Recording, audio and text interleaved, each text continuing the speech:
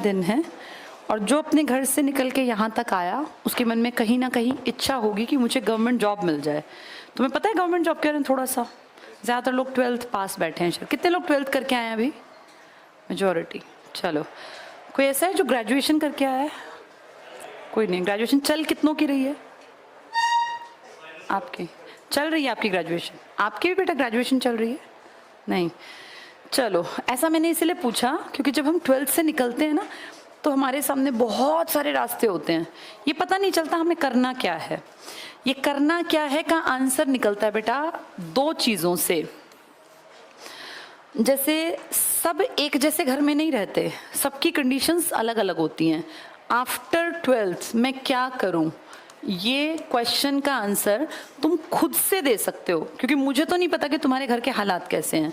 मेरा ये मानना है दो चीज़ें हमेशा सोचनी चाहिए। पहला, मेरे घर का फाइनेंशियल स्टेटस क्या है। फाइनेंशियल स्टेटस यानी मेरे घर में पैसे का क्या हिसाब किताब है। पैसे का हिसाब किताब से मेरा मतलब है भैया, एक तो होता है पैसा बस आया और चला गया, पता ही नहीं चला। इतनी कमाई है कि घर में हर महीने के खर्चे मुश्किल नहीं पड़ते हैं।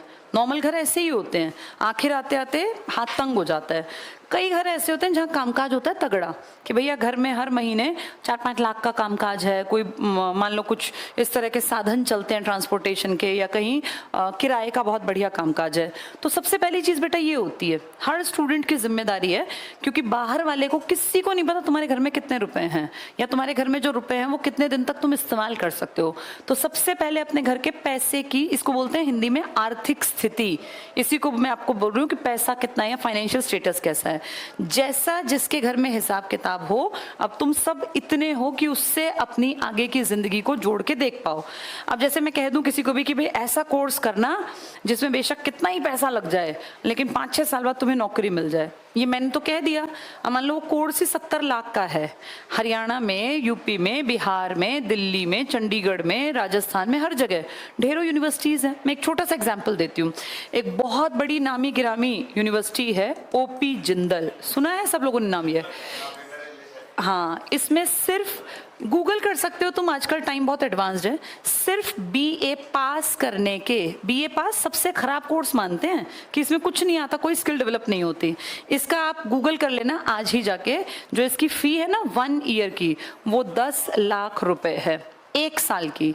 और ये मैं अपने मर्जी से नहीं बोल सकती, मेरी मर्जी से नहीं बोल सकती, क्योंकि गूगल का टाइम है।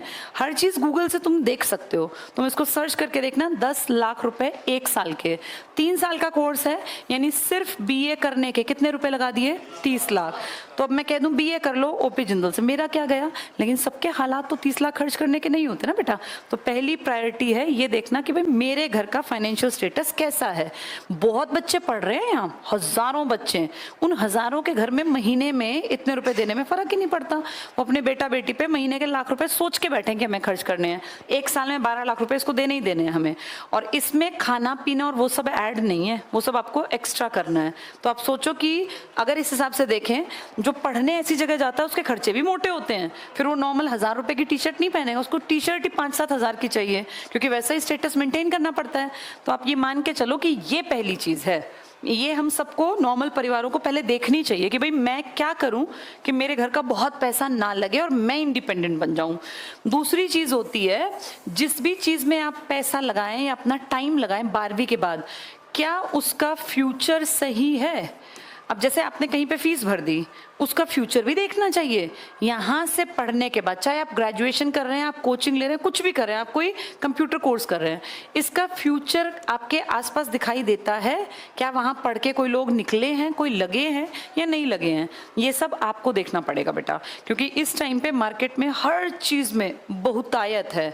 आप कहीं भी जाओगे, कोचिंग की हजारों लाखों क्लासेस खुली हुई हैं, कंप्यूटर के हजारों सेंटर चल रहे हैं, ऐसे ग्रेजुएशन हजारों कॉलेजेस करा रहे हैं, पता नहीं कितनी यूनिवर्सिटीज करा रहे हैं। तो ये दो चीजें हर आदमी को अपने लिए खुद देखनी पड़ती हैं कि मैं जो कोर्स करूं, मेरा फाइनेंशियल स्टेटस उस कोर्स को करने के लिए ऐसा ना हो मकान दुकान प्लॉट सब बेच के बस तुम कोर्स करके बैठ गए और नहीं मिला कुछ, फिर कहाँ जाओगे? तो अपने घर के हालात देख के कोर्स करना चाहिए। और दूसरा, जहां से तुम पढ़ रहे हो क्या वहां से फ्यूचर है तुम्हारा? कि ऐसा ना हो वहां से लाखों लोग करके गए, हुआ कुछ भी नहीं है। अपना फ्यूचर भी अपने हाथ में देखना कि भैया हाँ हम क्या कर रहे हैं क्या नहीं। दो चीज़ें हर स्टूडेंट को समझनी चाहिए। सबसे पहली चीज़ होती है बेटा मेहनत। मेहनत से कामयाबी मिलती है, ये कहावत नहीं है, ये रियलिटी है। हर गरीब बच्चे को एक मौका मिलता है अपनी ज़िंदगी बदलने का, लेकिन उसके लिए मेहनत करनी पड़ती है। मेहनत और दूसरा सही दिशा में की गई मेहनत। मेहनत गलत दिशा में करोगे तो होना कुछ नहीं है। अब मान लो कि एग्जाम्पल लेते हैं, यहाँ एक कोई जगह है ए, इससे इस तरफ जाते हैं तो दिल्ली पहुंच जाते हैं, और इस तरफ जाते हैं तो इससे पंजाब पहुंच जाते हैं। इमेजिन करें कोई इस तरफ चलना स्टार्ट हुआ तो कहाँ जाएगा वो? पंजाब। उसको जाना दिल्ली है, इधर चलता जा रहा है, चलता जा रहा है, चलता जा रहा है, चलता जा रहा है, कह रहा है मैं तो मेहनत कर तो रहा हूँ, मैं तो कितनी मेहनत कर रहा हूँ, रोज चलता हूँ मैं, एक दिन मैं पहुंच ही जाऊंगा। क्या वो पहुंच जाएगा इस डायरेक्शन में? मेहनत कर रहा है पर क्या गलत पकड़ ली? हाँ, तो ये दोनों बातें आपको 12th के बाद समझनी है। 12th तक पता है क्या होता है? सिर पे छत होती है, कोई चिंता फिक्र नहीं होती। एक जगह है, आपको 12 साल बच्चा वहीं जाता है, अपना लंच ले गया, अपना बुक्स ले गया, बैग ले गया, यार दोस्त हैं, हंसे हैं, टाइम पास हो गया, पढ़ लिए नहीं पढ़ लिए फर्क नहीं पड़ता। लेकिन आफ्टर 12th अपने आप फील करो सिर पे से छत हटती है एकदम से। अब तुम क्या करोगे, इसका प्रभाव तुम्हारी पूरी जिंदगी पे आएगा। अब तुम अगर खाली टाइम खराब करोगे ना तो फिर पूरी जिंदगी तबाह है बेटा। 12th तक चाहे कोई कुछ भी करे उसका फर्क उतना नहीं पड़ता, लेकिन आफ्टर 12th तुम 5 साल के अंदर अंदर जो कुछ कर लोगे उससे तुम्हारे अगले 50 साल डिसाइड होंगे। अगर तुमने अब आने वाले 5 बहुत ज्यादा हो जाते हैं नॉर्मल परिवार में, 2-3 साल में पेरेंट्स कहते हैं भाई अब कुछ कर ले अपना काम धंधा, अब देख ले क्या करेगा, क्योंकि कितने साल बैठा के खिलाएं।